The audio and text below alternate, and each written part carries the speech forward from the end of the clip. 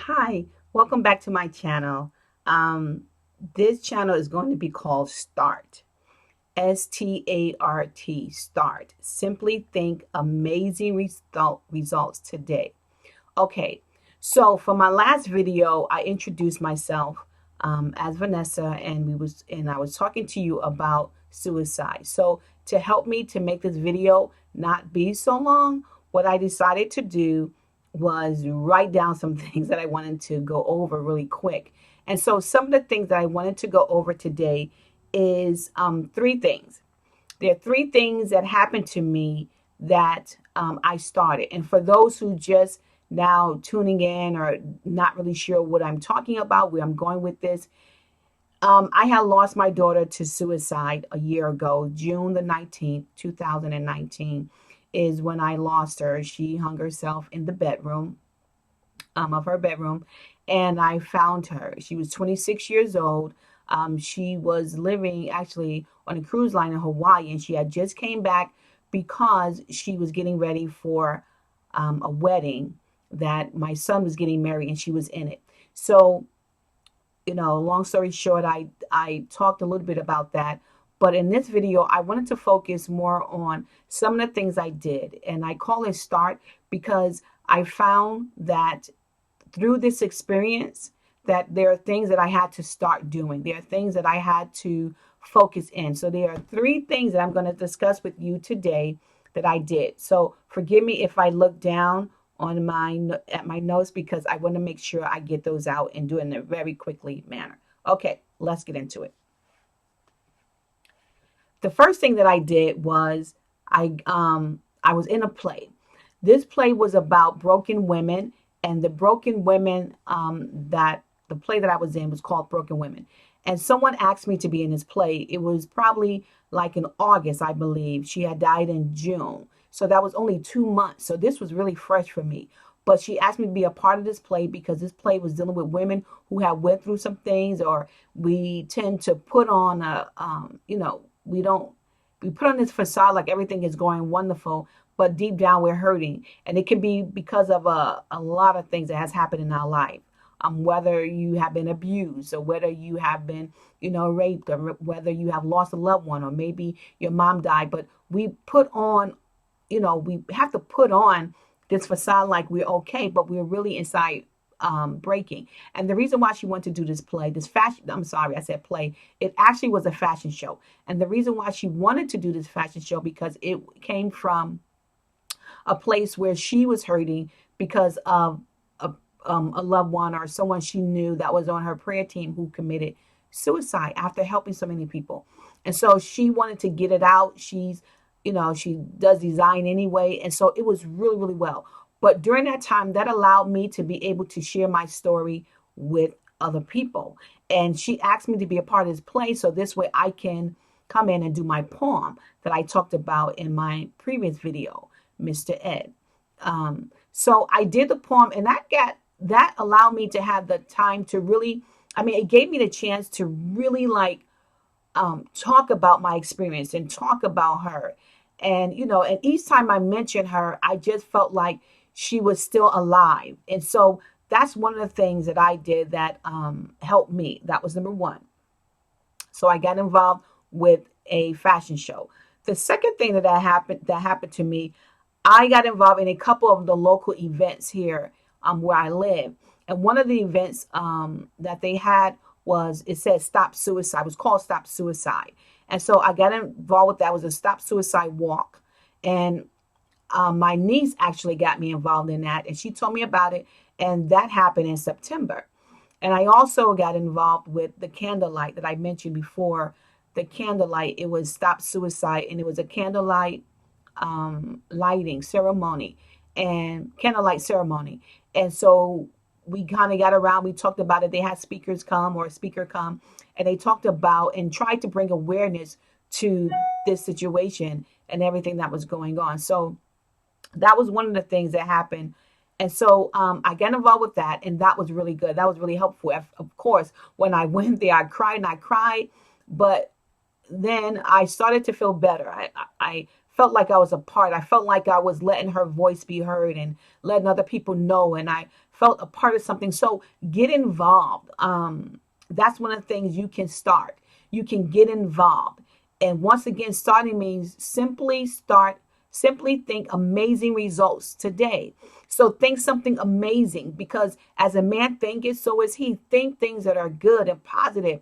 And so I had to do that in the midst of me hurting, in the midst of my hurt. I had to give back. I had to give what, even though I was hurting. And that can be hard to do, but you can do it. You can do it. The third thing I did was, I, well, this one was, my husband has some, reservations about this one. But my living room, forgive me, the reason why I'm putting my hands up here is because, once, like I said before, it's going blank on me and I can't see. And so I don't know why it's doing that. I'm going to have to fix that. But anyway, the third thing that I did was I was able to, I do interior design. I like changing room and staging and stuff like that. And I've been doing it for a long time. And so, like, staging classroom, because I was a preschool teacher. But anyway, I decided that I could no longer go in that room where I found her. It was just hard for me to go in that room. And like anybody else, not everyone can move from their place of residency. Not everyone can just get up and have the money and say, okay, I'm going to move out, because this was a death occurred in my home. And what can I do? I can't move out. So I thought about it and I wanted to, but then financially, I could not do it at the time. And I'm glad I didn't, because I was able, with the help of the Lord, turn something that was so negative into something that's positive. And like now, this is the room that I'm doing my creativity in. This is the room that I do. I have a business on the side, and that's what I do, or starting a business, I should say, because it hasn't launched yet. But that's some of the things that I'm doing, and it's called Partly Whimsical. That's the name of my business, called Partly Whimsical, because there are some things that happens in life, and it just doesn't make sense. But anyway, that's a whole different time. That's a whole different video. But anyway, so what I had to do was I had to change the room. The room that she was in, I got rid of the bunk bed. I got rid of everything, and I could no longer be in this room. I just couldn't do it. I didn't feel good. I had those thoughts of her in this room, and I could not deal with it. And I said, okay, Lord, how am I going to deal with this? I got to live here, but, I got to live here. And how can I still have, make it? How can I do this without going crazy? So what the Lord had me to do was I changed the room. I got rid of everything, and I changed this room into like a sitting room. It was like a office, but it was a / sitting room. And I took other things that was in this room, and I took it out and I placed it in my family room. That was a family room with a TV where people go in and they're supposed to watch TV. Well, I turned that thing into a bedroom. Yes, I did. I turned it into a bedroom because I was like, I don't care. People are going to come here. They're going to have to be in the bedroom watching TV, because this will not be a living room, a family room anymore. So that's what happened. And then what I did was I had like a bed and breakfast. I made it into a bed and breakfast. So I used what I had, because sometimes you can't buy everything. So that's another video too, using what you have. Sometimes you can't go out and get other things. So I used what I have, and I made it into like a little mini kind of like retreat. So when people came in, they saw the living room and they saw the dining room, but then there was this little room and it had a bed in there, but I made it to like you was in bed and breakfast. And I had a big old wooden like cabinet, and I put like oatmeal and stuff like that in there, packages of oatmeal and just different things. So when people came in, it kind of made a little sense, even though it maybe wasn't, maybe didn't make a lot of sense to other people, but to me, it made sense. So my whole point is to do whatever works for you. Whatever that is, you need to do whatever works for you. And so if that means that you have to be able to turn things around and it doesn't make any sense, whatever is going to help you to make it, whatever is going to help you to be able to function, then do that. And don't worry about what other people say. And so when I did that for a long period of time, I even had family members come and stay with me. And I don't even know how I did. I had 2 guests. Oh my gosh. That's another video too. But anyway, During this time, I was giving a lot of myself. But when I look back, I see that was helping me because I was giving. I didn't really have time to really grieve like I should have. But hey, I do want to say you do need your grieving time. There is a way to grieve, and you need to grieve, and don't hold it in if you need to grieve, right? Just grieve. So I did grieve later on, but during this time I was so busy doing so many other things, and I decided, well, maybe I need to grieve, and that's what happened. But that's another video after that. So I don't want to talk about that because it'll make this video even longer than what it is right now. So but what I wanted to say was that you set yourself the third part, do whatever you need to do to be able to function. But I need for you to function and I need for you to get up. But that's later on. Right now, we're going to deal with how do you deal with this hurt? How do you deal with this loss? And once again, let me put that disclaimer. No, I am not a therapist, and no, I'm not trying to tell people, how to do things like, on the aspect of if I was a, doctor or something. I'm not trying to tell you or mislead you. What I'm trying to do is tell you some of my experiences, and hopefully that can help you because maybe you can try those out or you can think of other things you want to do. And also there was something else I wanted to share with you was, and also, so my question to you now is this. I have a question. Think of one thing that your loved one did that placed a smile on your face. I'm looking down at my notes. But think of one thing that your loved one did that can place a smile on your face. So, what did your loved one do that placed a smile on your face? And think of those things, right? Think of those things that are good. What is one thing that they did that made you happy, that made you laugh, that made you smile? And focus on that. And how you focus on that, you can tell someone about it, or you can write down or journal. That's what I had to do, journal about that. Or you can introduce them to someone who don't know your loved one, like me. You can introduce your loved one to me. You can tell them, you can write to me and comment in the comment section and say, hey, this is what my loved one did, and this would bring me joy. Because I found that when I talk more about them, I made them alive. As time was moving on and people had, life goes on, right? And I didn't want to go on. I wanted to stay right there because that's where it happened. And I felt like if I moved on, then I'm leaving my daughter behind.